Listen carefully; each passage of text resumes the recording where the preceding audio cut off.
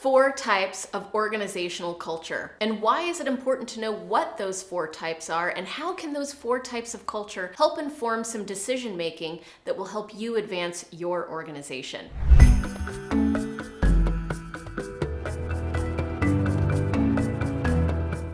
Now, first, let's say there's clearly more than just 4 types of organizational culture, but they can be boiled down to these 4 simplified models so that you can identify which culture most resonates with you, which one will help you drive your strategic plans most effectively, and also allow you to find organizations that fit with your type. By the end of this video, you'll not only understand what the 4 types of cultures are, but you'll know which one works for you, and it may not be the one that you thought. In addition, you'll understand why it matters and why understanding organizational culture is the key to driving business results. First, let's start with the definition of culture. Culture is the experiences that we have which shape our beliefs. Those beliefs determine the actions that we take, and those actions get us results. So culture drives results. Culture is the way that you get results in any organization. And so the type of culture that you have will determine whether or not you get results. And how does that get determined? It gets determined in whether or not you are aligned with your strategic plan. The different kinds of strategies that you have will require different kinds of cultures. It's important to note here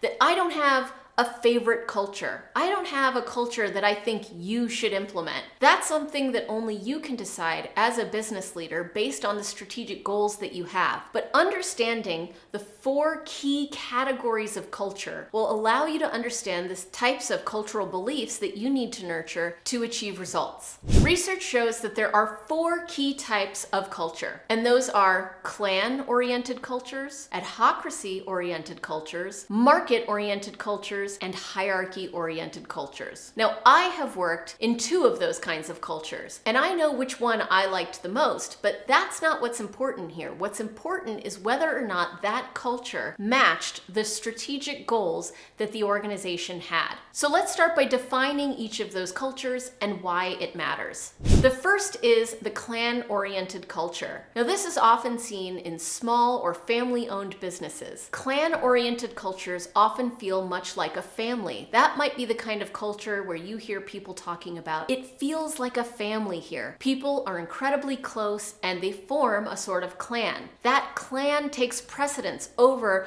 many of the other factors that might drive culture in another organization. In those cultures, there's a big focus on doing things together, on nurturing upcoming talent, and also on mentorship. The leaders take new hires under their wing and make sure that they integrate into the organization at an emotional and social level beyond all else, because it's the clan that is the most important. There are also large organizations who have a clan-oriented culture. Just because an organization is large doesn't mean that there aren't many little subcultures within that organization, and that's where the clans are found. The second kind of culture is an adhocracy-oriented model. And adhocracies are ones that value innovation and risk-taking and people taking ownership of the work that they're doing, even giving them more ability to make decisions than the average organization. Self-management is one of the keys to success in adhocracy. What that means is that there is less emphasis on hierarchy and management and top-down decision-making, and much more empowerment of employees who perhaps don't have a formal job title of manager. People are given the incentive to take risks and to innovate, and that innovation and risk-taking is rewarded. It means that they're able to get to market more quickly than other organizations because they're doing things with agility and speed. It also means that there's less structure and hierarchy in that organization than, say, for example, a market-oriented culture. Market-oriented cultures are focused on getting results above all else. They are deeply competitive. They are constantly looking at the competition, and one of their key results is always market share. Do we have maximum market share? They want to do better than their competition, and they thrive under that pressure. Market-oriented cultures are focused on getting the job done. Achieving results is the #1 most important thing in a market-oriented culture.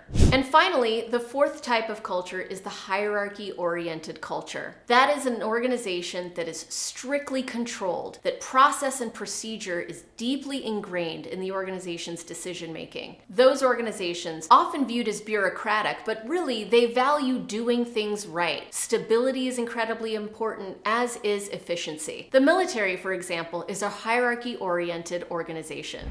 Now, the truth is, no matter which of these four cultures you have, the tools to transform and intentionally craft culture remain the same across the board. And we're going to talk about what those tools are in just a moment. But I want to take this opportunity to invite you to subscribe to this channel and like this video if you're interested in workplace culture.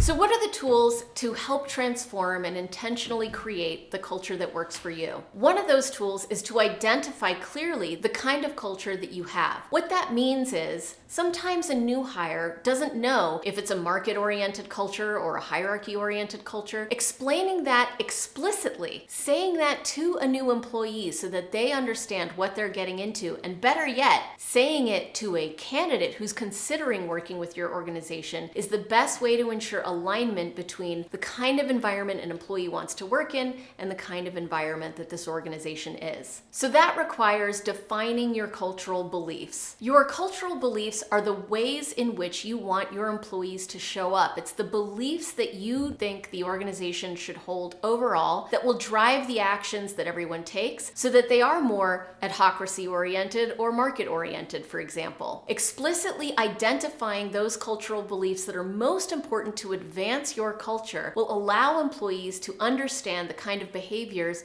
that they need to take. You do that by reinforcing positive experiences with recognition and storytelling, and adjusting negative experiences with feedback. You can also give positive feedback to employees who are nurturing the right cultural beliefs. So let's say you're a startup. You have historically had clan-oriented culture. You've been small and scrappy, and you've worked with a series of people who were there in the beginning, and you've achieved a certain level of results that has been excellent for the organization to a point. But now you're starting to get successful, and it's time to up-level to the next evolution of this organization's culture. The clan-oriented culture might no longer be working for you. In fact, people in organizations that are similar to this example have noticed perhaps that the clan-oriented culture for a startup that's really starting to grow can be a detriment to the culture, because what ends up happening is that there are different factions of clans that aren't perhaps aligned. The people who were there in the beginning, who remember what it used to be like, don't have the same mindset as the people who are new to the organization, who see a fast-growing startup that's ready to become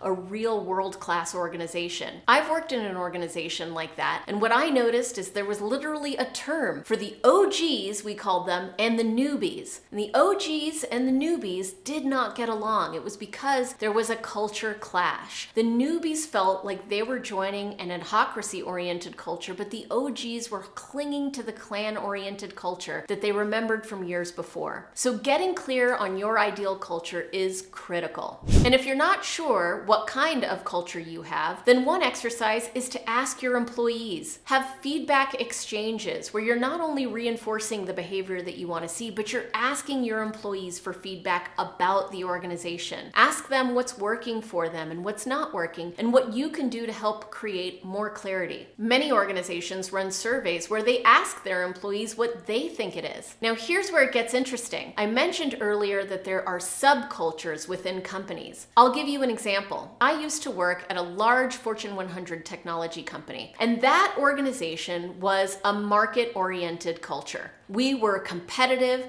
we wanted to grow fast, and we were focused on getting results. And the organization did get many results. But I worked within the HR team, and the HR team, when we did our own culture assessment, felt much more like an adhocracy-oriented culture. Now, that's not a problem. It's okay to have different types of cultures at different levels of the organization. But the exercise of getting clear about what kind of culture we were nurturing was critical in giving effective feedback, telling stories that resonated with employees, and giving recognition that was appropriate. So feedback, storytelling, and recognition are three key tools that you can use to reinforce and develop the kind of culture that you're trying to create. The key here is that every piece of feedback that you give, every story that you tell, and every recognition that you do is tied to the cultural belief that you want to nurture and the key results that you're trying to achieve.